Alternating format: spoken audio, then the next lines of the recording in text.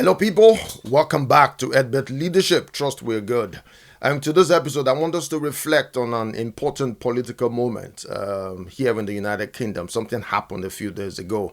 Whatever your political persuasion, moments like this offer opportunities to learn about leadership. And I've always said on this podcast, we will learn about the practice of leadership. Following growing pressure from within his own party, the Prime Minister Keir Starmer resigned after it became evident that many of his own party members, Labour MPs, no longer believed he was the right person to lead them into the next general election. Now, some people will analyze politics, others will analyze personalities, but I want us to analyze leadership and look at what kind of leadership lessons does this offer. This moment reminds us of the fact that authority and leadership are not the same thing.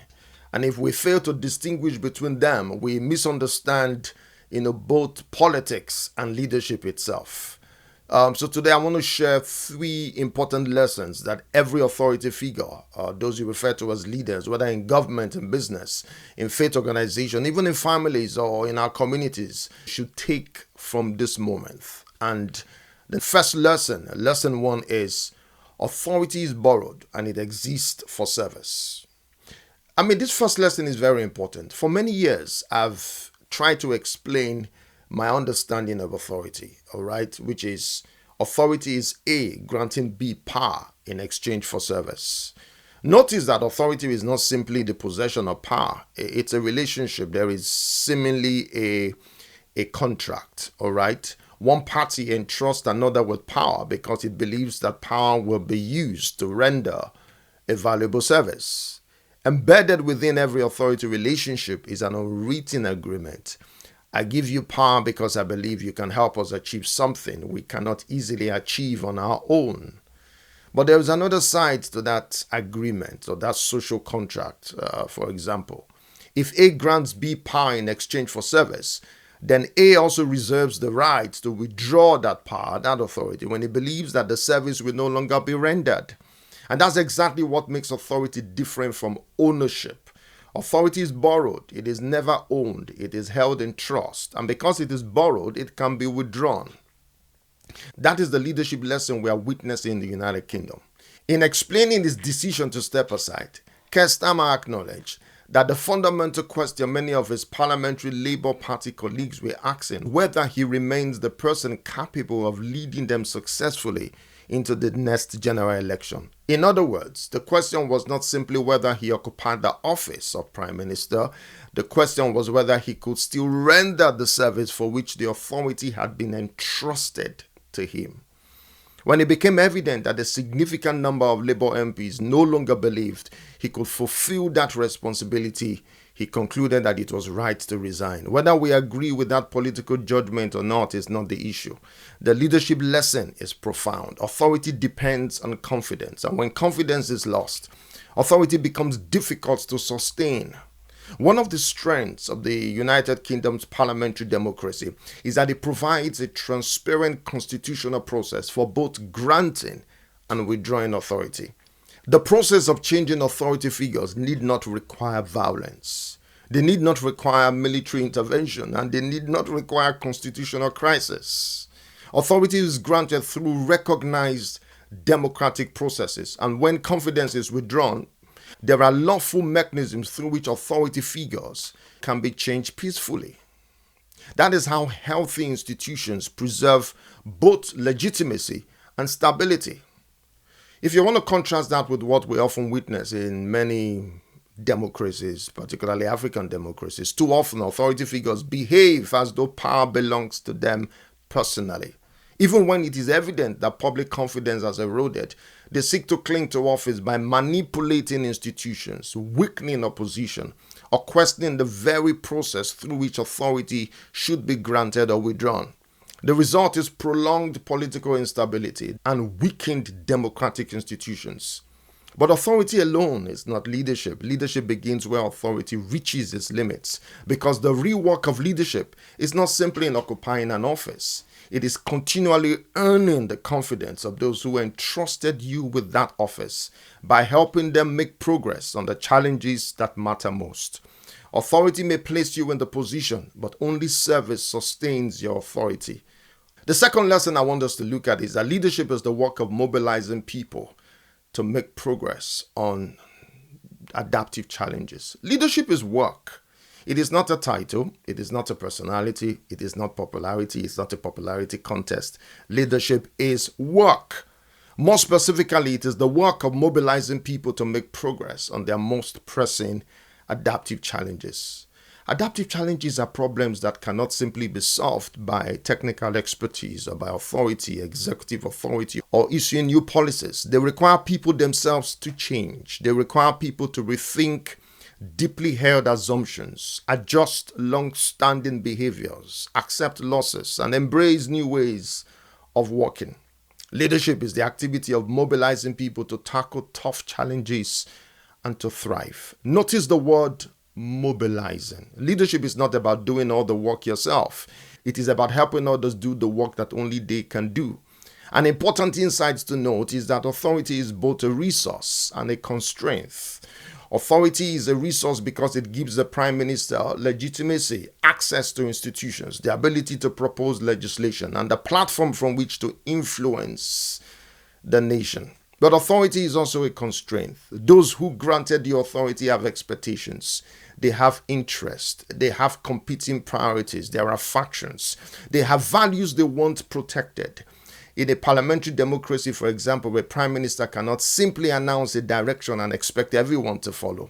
He or she must continually mobilize others to support that direction. That means persuading colleagues, persuading party members, building trust, managing conflict, listening carefully, speaking honestly, and helping people see why change is necessary.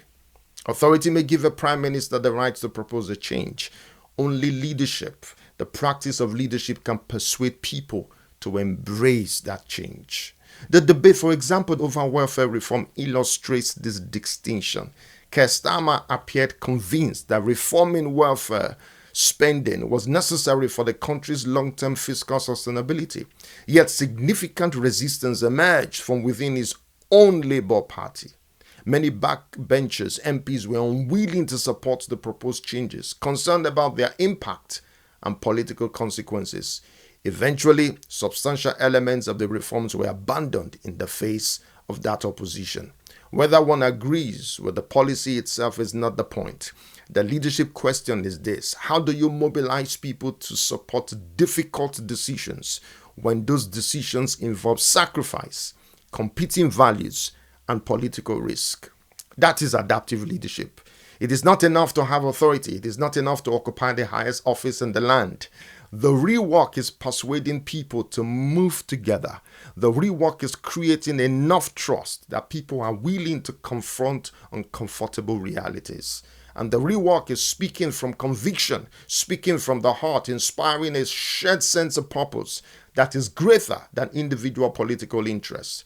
Because people rarely commit themselves to difficult change simply because someone has authority. They will commit when they understand the purpose, when they believe in the direction, when they trust the person inviting them to take the journey. And that is why leadership can never be reduced to just having authority. Authority can open the door, but only leadership moves people through it. And perhaps that is one of the enduring lessons from this moment in British politics. The authority of the office of the Prime Minister by itself was never enough to make progress or get things done. It's only a tool. The greater challenge was mobilizing colleagues, party members, building consensus across difficult factions of the Labour Party, and sustaining sufficient collective commitment to undertake difficult adaptive work. That is the work of leadership, which is why leadership can be tough and hard. And that work confronts every authority figure in politics and business, in our faith institutions, even families and communities. My final lesson, lesson 3, is leadership requires holding on to purpose, inspiring a collective purpose, and working across factions. 3 leadership behaviors that I want to talk about in this lesson. 1, holding on to purpose. Also how you inspire collective purpose, and also how you work across factions. These behaviors can distinguish you as an effective authority figure in the practice of leadership. Every authority figure eventually discovers that there is a difference between winning authority and using authority well.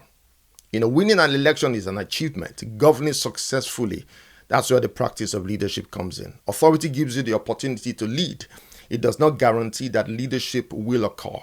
One of the recurring criticisms levied against the Prime Minister was that his party appeared highly disciplined and united in his pursuit of winning the elections to form a government, but that once in office, questions emerged about whether there was a sufficiently clear and compelling long-term governing purpose around which the party could remain united.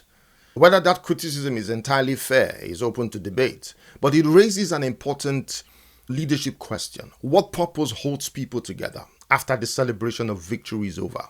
Because winning is not the destination. Progress is. Winning is a means to an end. Leadership therefore requires continually returning people to purpose. Purpose becomes the anchor when pressure increases. Purpose provides stability when opinions begin to diverge. Purpose reminds people they are making difficult decisions in the first place. When purpose becomes unclear, people naturally drift towards protecting personal interests, political survival, or factional agendas. And talking about inspiring a collective purpose, closely connected to holding purpose is the ability to inspire others around that purpose. Leadership is not simply having a vision. Leadership is helping other people see themselves inside that vision. People can tolerate sacrifice. People can endure uncertainty. People can even accept difficult losses, but only when they understand why those sacrifices matter. That is the work of inspiring a collective purpose. And throughout Keir Starmer's premiership, there were a number of policy reversals and changes in direction as political pressures mounted. Again, whether those decisions were justified is a political debate. But from a leadership perspective, repeated changes of direction can make it harder for colleagues to maintain confidence in a shared destination. Leadership therefore requires repeatedly communicating purpose, not only announcing policies. People rarely commit themselves to difficult change because someone holds authority. They commit because they believe in the purpose behind the change. And talking about working across factions, every organization develops factions, political parties, businesses, faith organizations, universities. Even in families, there are factions. Different people bring different values, different interests, and different priorities. Leadership is not about eliminating those differences. It is about helping people stay in relationship long enough to solve problems together.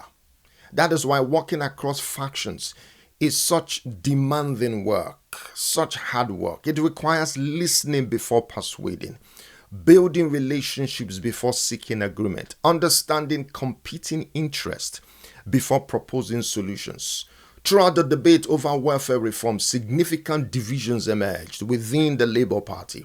Many backbenchers were unwilling to support aspects of the proposed changes, and the government ultimately withdrew or amended key elements of the package after substantial internal opposition.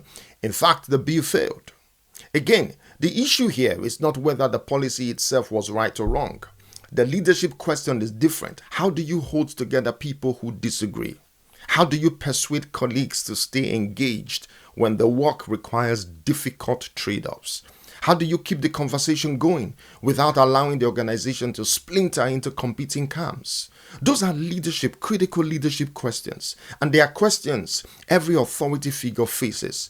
Not only prime ministers, all right, but every authority figure, CEOs, they face it. Whether you're a principal in a school, even parents face this question. Community leaders, they all face this important question because every human system develops factions. And leadership is not demonstrated by eliminating disagreement. Leadership is demonstrated by creating enough trust, enough shared purpose, and enough honest conversation that people with different interests can continue moving forward together. Perhaps that is one of the lessons from this political moment. Authority may place you at the head of the table, but only leadership, the practice of leadership, keeps everyone sitting around it. Questions around immigration policy, asylum, border security, integration, and settlement pathways involve competing values. Within any governing party, different groups will naturally place different weight on these values. The challenge for leadership is therefore not simply to announce a policy, it is to build sufficient understanding and commitment across those different perspectives so that the party can move together in a coherent direction. And that is the work of leadership. It cannot be achieved by authority alone. It requires purpose, it requires trust, it requires honest conversations across factions, and it requires authority figures and leaders who can continually remind people that they are serving something greater than their own political preferences. Perhaps, again, these are deep lessons to learn from this political moment. Authority may win you the election, but purpose sustains leadership. Purpose unites factions. Purpose enables difficult conversations.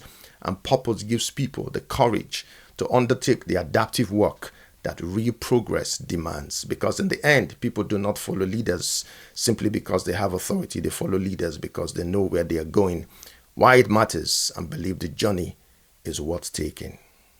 Thank you.